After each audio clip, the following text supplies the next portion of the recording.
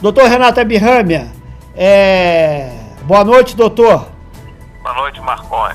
Mais uma vez, a gente agradece o carinho da disponibilidade do doutor em contribuir com a sociedade friburguense, por meio da Nova TV, com informações a respeito dessa pandemia que vem matando cada vez mais, doutor. Sem dúvida nenhuma. Isso é um grande problema que nós estamos passando, o pior problema que o Brasil passa e o mundo também nesses últimos 100 anos. Doutor Renato Abirâmia, uma das perguntas, né, que a gente se faz é o seguinte: é realmente o morcego lá na China que transmitiu esse vírus? Tudo indica que sim, porque exatamente foi naquela feira onde se vende morcegos e outros animais, e o morcego já antes, tido como introdutor da SARS em 2002, também na China. E aí, hoje, os cientistas acham que, sem dúvida nenhuma, foi o hábito de comer carne de morcego, comercializar morcego vivo, e que o vírus, coronavírus do morcego, se transformou, através de uma mutação genética, nesse coronavírus que é o Covid-19.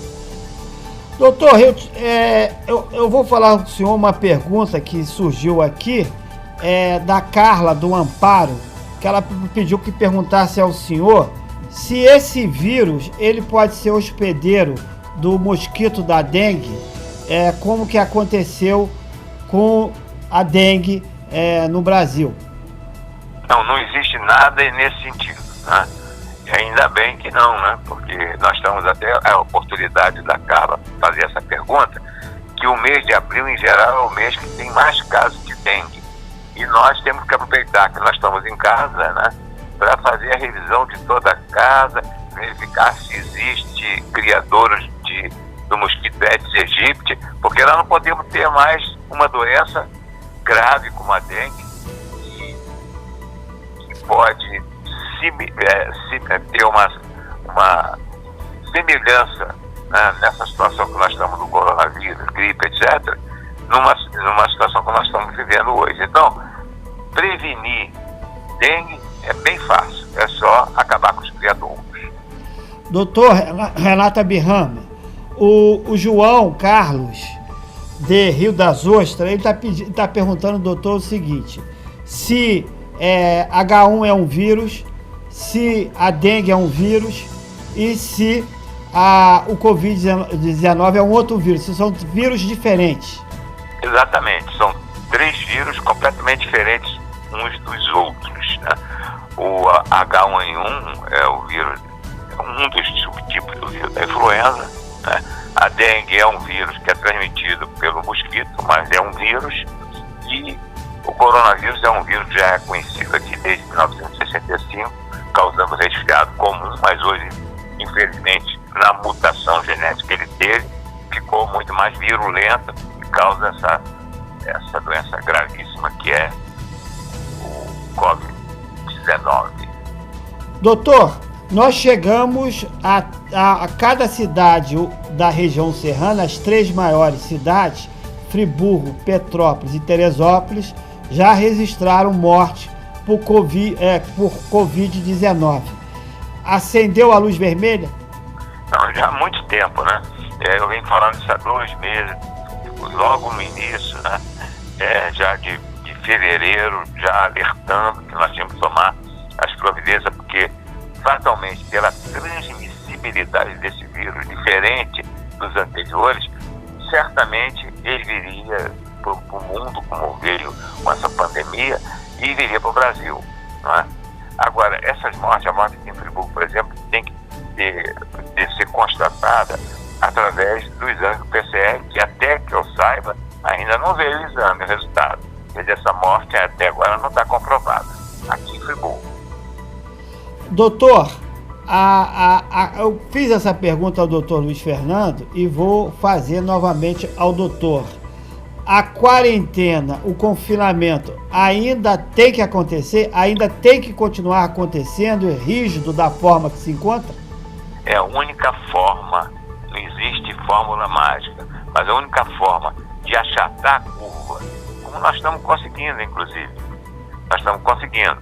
Havia a expectativa pessimista, inclusive do Ministério da Saúde, de aumento de 33% de casos por dia no Brasil. Graças a Deus, a expectativa não foi atingida, né? Anteontem foram 20% a mais, e agora, hoje, nesse novo boletim, 16%. Quer dizer, isso é uma notícia boa dentro das notícias ruins aí em relação a essa doença. Então a gente está conseguindo vencer o Covid-19. Nós estamos conseguindo, mas aqui em Friburgo quero ressaltar que tem muita gente andando na rua. Tem muita gente na rua. Algumas lojas estão abrindo quando não poderiam abrir, mas estão abrindo de uma maneira parcial, mas não pode. Dentro do decreto do prefeito não pode. É só os supermercados, obviamente, mercearias e farmácias. Eles estão extrapolando, estão fazendo as pessoas circularem. E tem muita gente circulando à toa na rua. Vamos ficar em casa. Nós temos que vencer essa doença. Essa doença, na maior parte dos casos, é uma dessas que se manifesta como um resfriado, como uma gripe, e resolve 85%, 90% dos casos. Mas tem os casos graves que evoluem mais para a morte, né? Temos essas mortes todas no Brasil, né? E nós estamos vendo a situação da Itália, a situação da Espanha e a situação dos Estados Unidos, né? Estamos vendo que eles não tomaram as medidas de retenção de pessoas no início, e nós tomamos aqui no Brasil. Por isso que eu acho, né, pelo menos o meu otimismo, né, é que nós não tenhamos aquelas curvas que tem esses países, mas mesmo assim, infelizmente, nós vamos ter muitas mortes. Doutor, o Patrick separou uma pergunta, né, que é da Lara de Itaucara. Ela pergunta, doutor, o seguinte: por que muitas das vezes os corpos são obrigados a ser incinerados, já que não tem possibilidade, pelo menos pelo que se diz das autoridades, de que pode transmitir o cadáver a Covid-19? Isso até agora não está comprovado, essa necessidade. Mas a precaução é tudo, e nós não conhecemos tudo a respeito desse Covid-19, não conhecemos. Tanto é que está se mudando as condutas, as condutas estão se mudando. Antigamente a gente achava que a gestante era risco, hoje a gente sabe que a gestante não é risco. E a gestante, graças a Deus, vai ter uma gestação normal e vai dar luz a uma criança normal, não é do risco. E antes nós estávamos falando que era do risco. Agora mesmo houve uma mudança radical em relação ao uso das máscaras. Nós já falamos várias vezes que as máscaras profissionais de saúde ou pessoas sintomáticas. Agora o próprio Ministério da Saúde já generaliza o uso de máscara. Quer dizer, essas coisas que estão acontecendo com o Covid-19, elas mudam, né? E enquanto não se tem uma certeza, tem que ter essas precauções. O senhor pela manhã estava falando comigo, né? Até o senhor iria fazer um apelo referente às confecções de Nova Friburgo, a fim de que possam ajudar na confecção de máscaras, não é isso? Exatamente, porque nós temos aí um parque industrial enorme em relação às confecções, que nós somos o maior produtor de moda íntima do Brasil, né? E essas coisas estão ociosas agora, né? Porque houve uma queda enorme de atividade. E segundo o próprio Ministério da Saúde, há uma necessidade premente da confecção de máscaras. É lógico que eles têm no site como capacitar, essa capacitação específica, dizendo como é que tem que ser. E nós temos certeza que nossos empresários, nossas costureiras, elas têm como capacidade de fazer essas máscaras e que poderão resolver o problema não de Friburgo só, mas vai ajudar o país inteiro nessa dificuldade, né? Essa máscara cirúrgica que eles podem fabricar. Mas além disso, nós temos outros componentes do EPI, desse equipamento de proteção individual, que nós podemos fabricar aqui em Friburgo também. Sapatilhas, por exemplo, toucas e aventais. Nós não podemos fazer aqueles óculos de proteção nas confecções, mas nós temos empresas aqui que são capazes de fazer o óculos de proteção e aquelas unidades de proteção facial que já está sendo feita em Friburgo. Está sendo feita. Então eu acho que é uma contribuição importantíssima da nossa indústria da moda íntima, que já deu tanto benefício à população de Friburgo, né, livrando pessoas de desemprego, agora pode contribuir para o país todo, né, porque não é difícil essa capacitação, é perfeitamente plausível. E nós precisamos disso, porque você vê em Wuhan, agora que já praticamente eles estão sem casos, todo mundo continua usando máscara, né? No Japão, quer dizer, nós vamos precisar de muito mais máscara que nós temos a capacidade de produzir, inclusive fora do Brasil, né? A Índia está com dificuldade, eles não têm condição de receber mais nada da Índia. A própria China tem que abastecer o mercado mundial. Então, eu não falo só na máscara, a máscara, sim, sem dúvida nenhuma, mas também as sapatilhas, toucas e aventais. Doutor, nós temos uma pergunta aqui que o Patrick selecionou para o doutor, do bairro do Cordoeira, Ronaldo Henrique. Ele diz que a avó dele o senhor é o médico dela, e ele tem uma dúvida do seguinte, eu acho interessante, né, o Patrick trouxe aqui agora, é o seguinte, que se a falta de ar da Covid-19 é provocada pela alergia ou é infecção no pulmão? Não, aí é completamente diferente, né?